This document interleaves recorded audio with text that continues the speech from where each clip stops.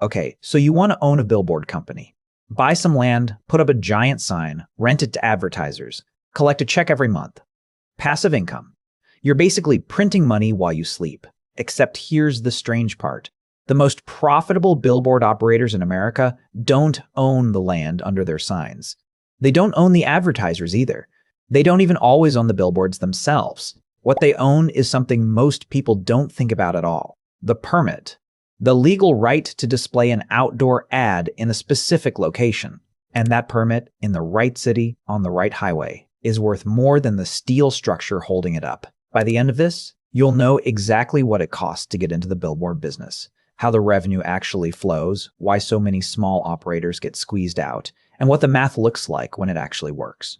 We'll also look at how Clear Channel went from a single San Antonio billboard in 1972 to a company worth over $1.6 billion, and what a solo operator in a mid-sized market can realistically clear after year 3. But first, what does it actually cost to get in?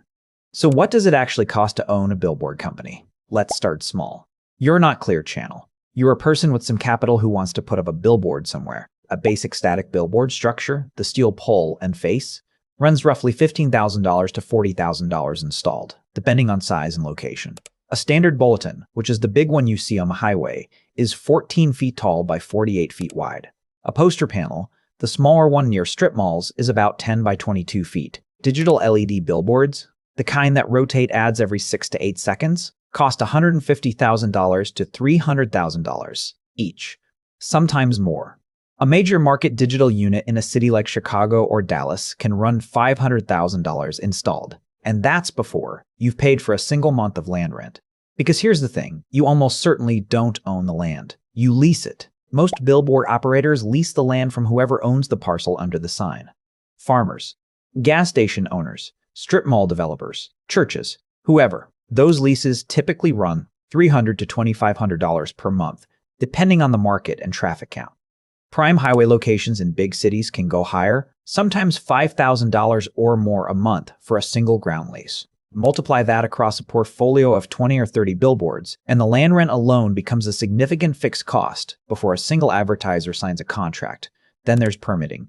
This is the piece most people underestimate. Getting a permit to erect a new billboard is genuinely hard in most of the United States. The Highway Beautification Act of 1965 created federal rules that states then layered their own restrictions on top of. Many cities and counties have flat-out banned new billboard construction. Vermont, Maine, Hawaii, and Alaska banned billboards entirely on state highways decades ago. In places where new builds are still allowed, permit applications can take 1 to 2 years and cost tens of thousands of dollars in fees, engineering studies, and legal work. And you can still get denied. This is why existing permitted locations are so valuable. The permit is the moat. If you're buying an existing billboard company rather than building from scratch, you're really buying two things: the cash flow from current leases and the right to keep operating those structures. Small regional operators with 10 to 30 billboards typically sell for 3 to 5 times annual revenue, or 8 to 12 times EBITDA. EBITDA just means earnings before you subtract interest, taxes, depreciation, and amortization.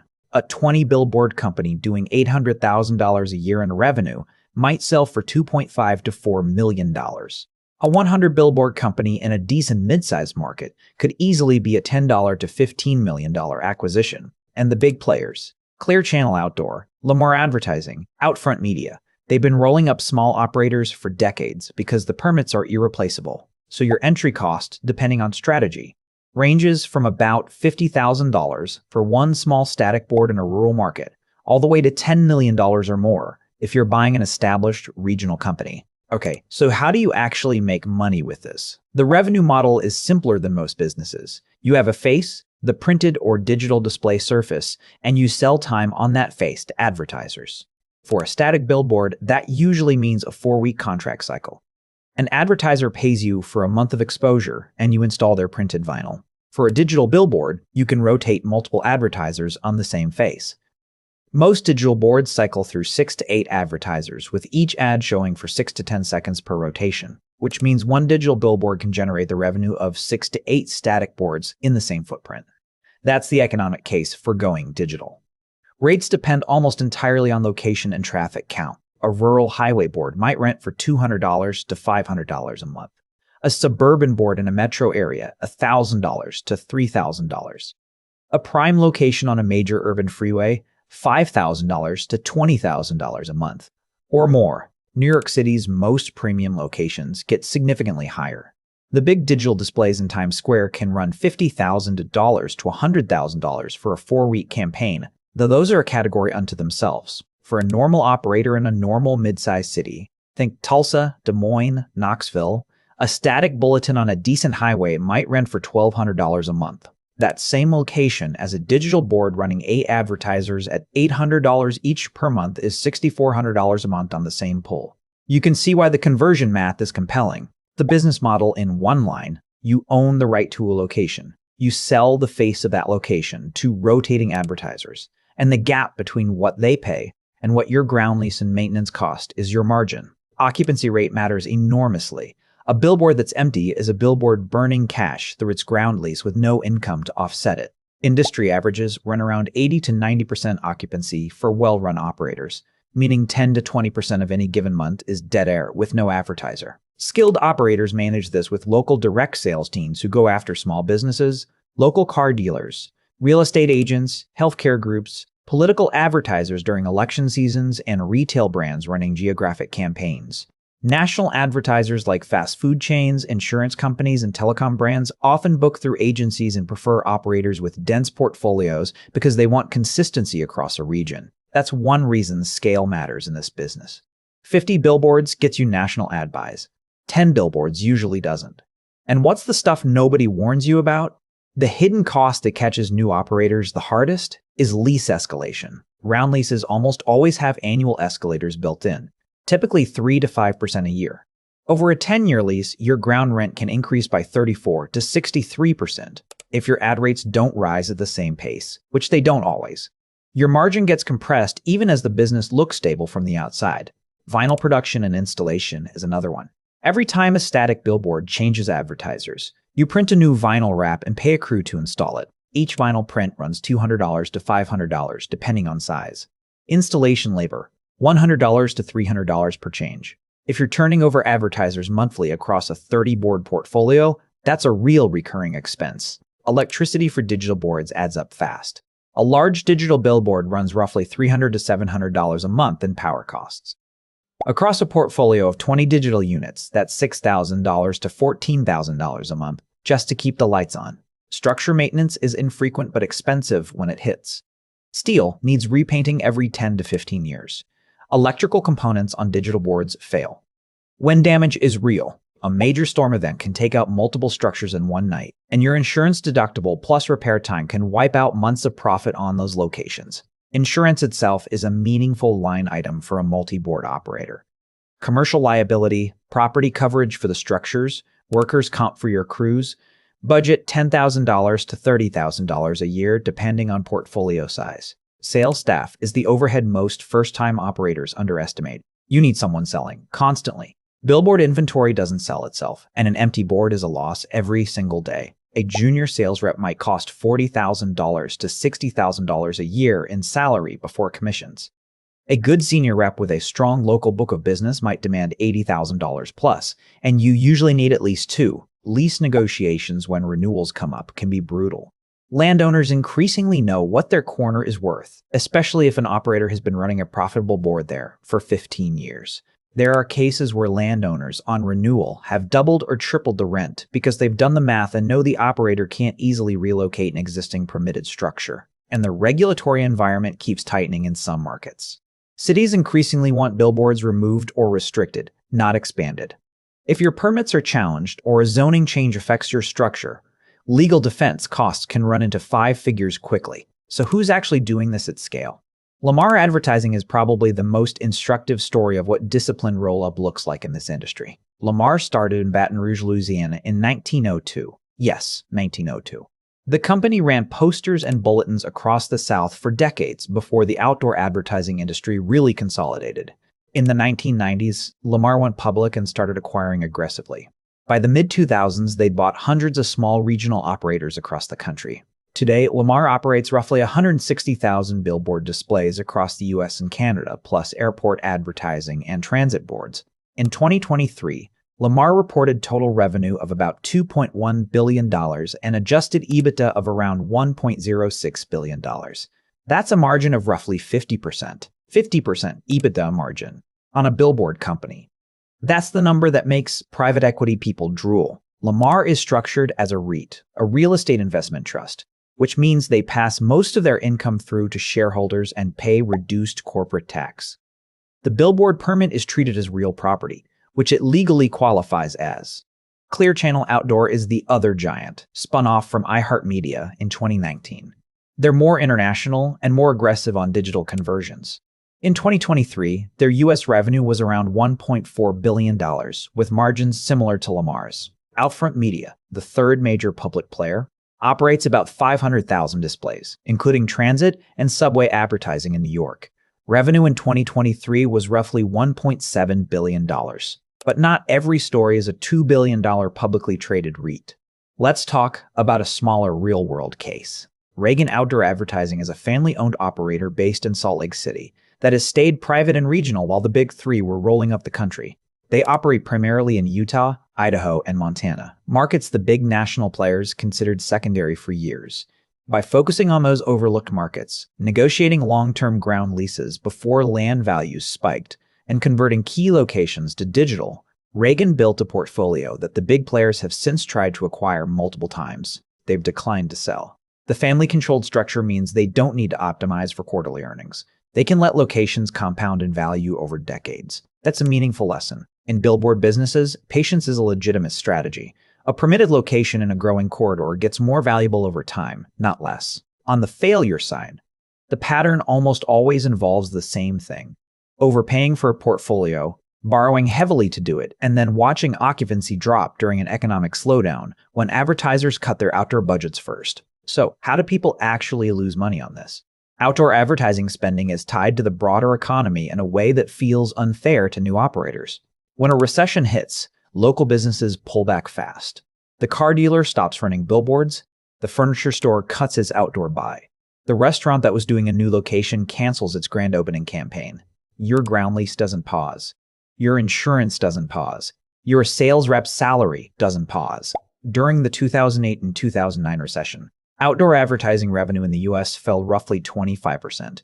Operators who were leveraged at 5 or 6 times debt to EBITDA got into trouble fast. Clear Channel itself went through a brutal restructuring. The parent company had taken on massive debt from a 2008 leveraged buyout right before the recession hit. The outdoor division survived, but the parent company carried that debt load for a decade before eventually separating into 2 entities. The recurring failure pattern for small operators is simpler.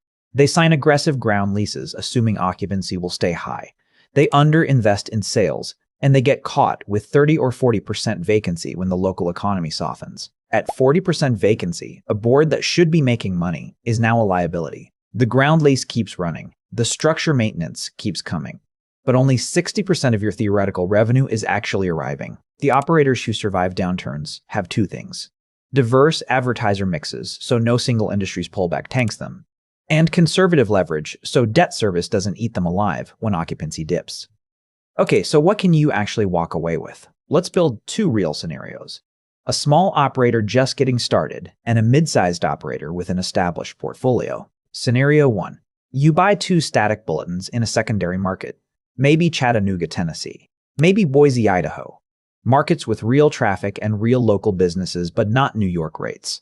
You paid $350,000 total, $120,000 for the structures, $80,000 in acquisition premiums for the permitted locations from a retiring operator, and $150,000 in working capital and setup costs. Each board rents for $1,400 a month at full occupancy.